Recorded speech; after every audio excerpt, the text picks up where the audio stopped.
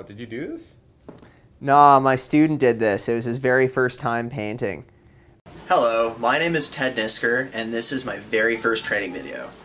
I feel honored that you chose me to be your teacher, and I can't wait to see what you come up with.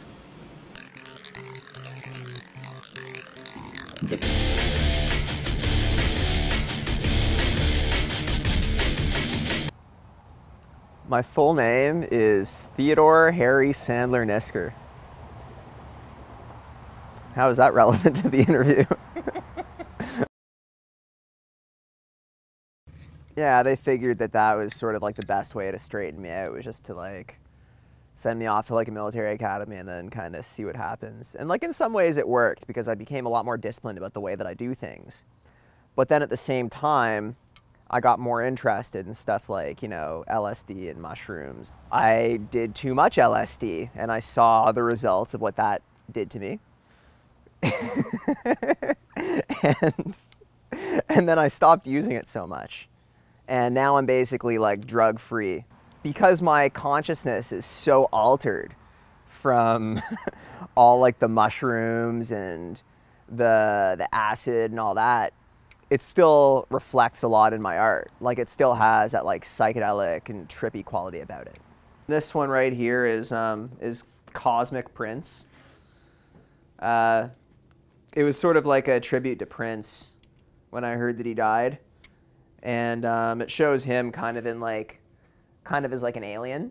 And then there's like two figures beside him, which are painted in like a nebula kind of way. Since I was 16, I had blood in my feces. And it wasn't really in the water, like it would be kind of like streaked in the stool. Eventually people started to mention to me that having blood in my stool is not normal, even if it's a tiny amount, right? So I got it checked out. And I had a sigmoidoscopy first, and then they found a polyp. So I ended up having a surgical procedure where I had 11 inches of my large intestine removed. And then what happened was we studied it under a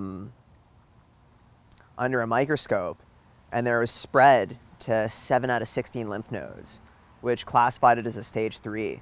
So because of that, I ended up needing chemotherapy. I'm about 5 treatments deep right now, and I'm gonna have 12 in total. And I guess that makes it kind of strange seeing that I've got so much like beard hair and hair on top of my head being on chemotherapy. But it all depends on the chemo drugs, whether you lose your hair or not.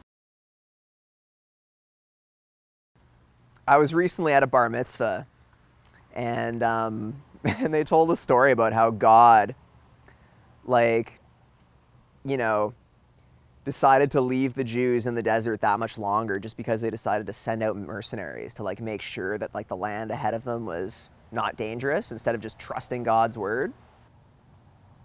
If that's the real God, then fuck you.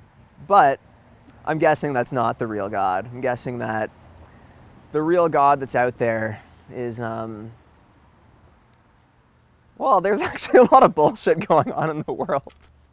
So I don't know if the real God who's out there is much nicer.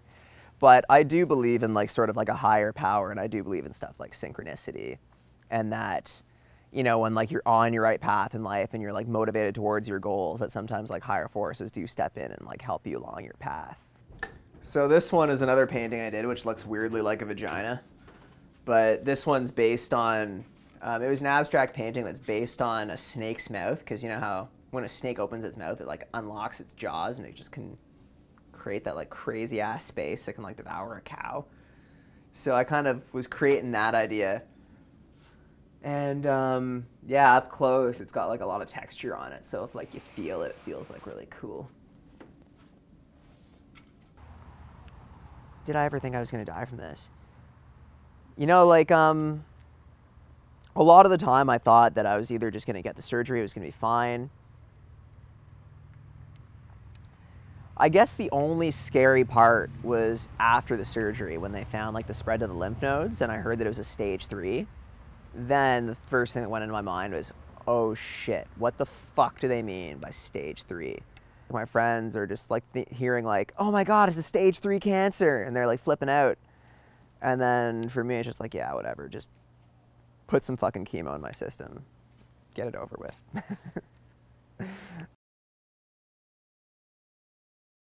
I used to always think that like I could do realism, but I was like slow at it. But being able to see something and copy it exactly how I saw it was not something I was naturally good at. And then be able to like paint it so like the skin tone is realistic, the lighting is realistic, all of that I really had to learn through like blood, sweat, tears, and countless hours of labor. This painting right here is my newest one. It was it's actually not even supposed to be seen right now because it's a painting for George Chivallo, which I'm painting as a surprise. He doesn't know that it's being painted, well, that it has been painted. He's a famous boxer. This guy fought Muhammad Ali back in, I think the 50s or the 60s. One of the reasons why my art is at the level that it is at is because I never, ever, ever, ever, ever, ever give up on a painting or a drawing no matter how badly it's going. I'll sit there like grinding my teeth, pulling my hair through it, and finish that drawing to like the highest degree of my abilities. And I will make sure that I finally get it to that finished level.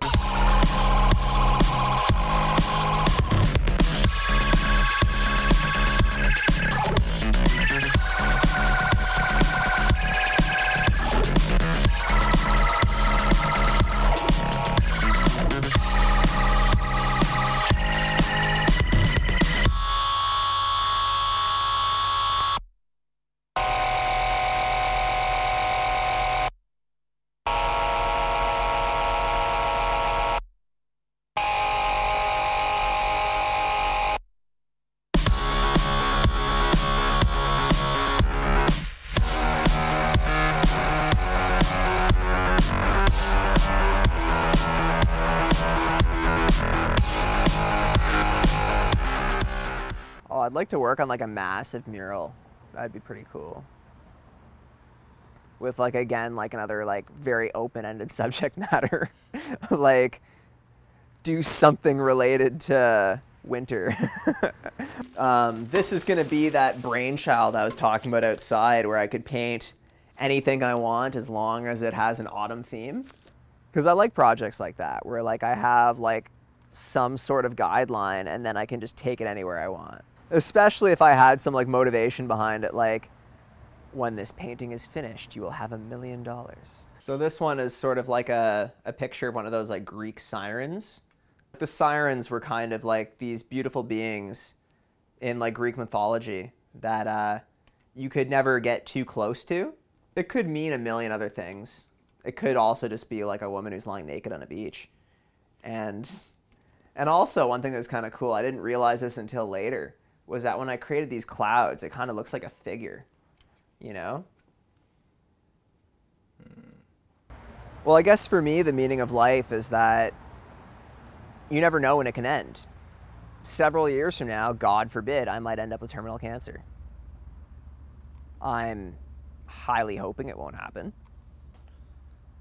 And I'm gonna be insanely healthy to like absolutely make sure it doesn't.